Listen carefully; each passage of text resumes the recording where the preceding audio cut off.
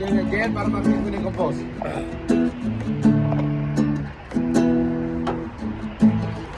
Tanda ko pa mo ako'y bata pa. Itong aking tiyahan, matandang dalaga. Katawan is sexy, more than 60. Pero ngayon tingnan mo, maganda siyang kapre. Siguro, nabigo na to noon. Siguro, nasunod na to noon. Siguro, siguro, mabait ang kahapon. Sayang naman, basta ang panahon.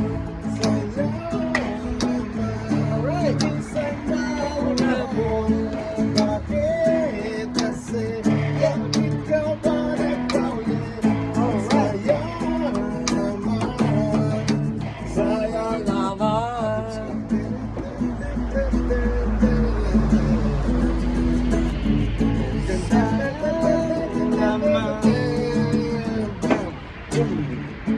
Ang mga tambay ay natatakot na itong si Tiyahan.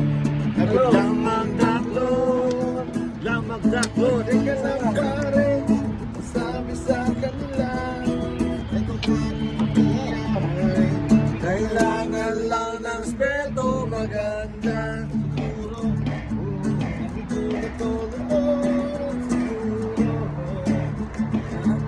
siguro na to noon. Siguro, mabait ang hapon.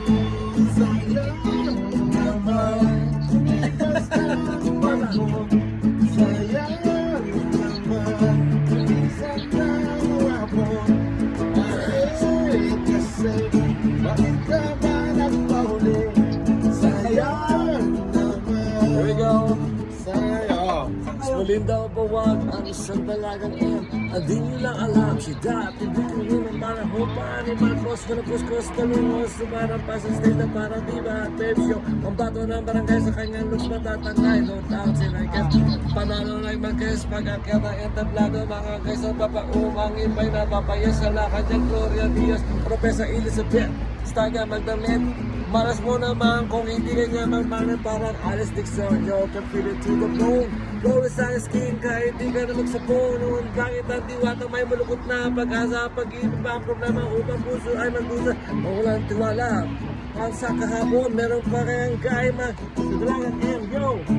Siguro, nabigay ko noon. Siguro, nasunod na to noon. Siguro, siguro, mabait ang kahapon.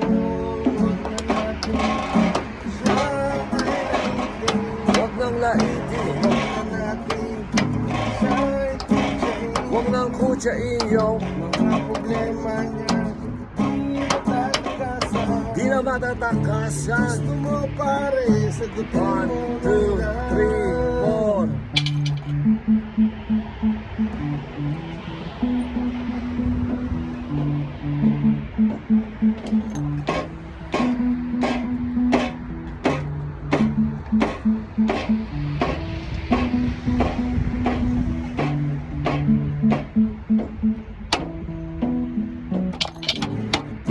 Sayang naman, lumipas na ang panahon. Sayang naman, lumisan na ang Mga hapon, bakit kasi? bakit ka ba nagpahuli? Sayang naman. Sayang naman. Sayang naman. Sayang naman. Kaya ba nga? Yun! Sumabay! Mismo, yun! Yo! Mismo!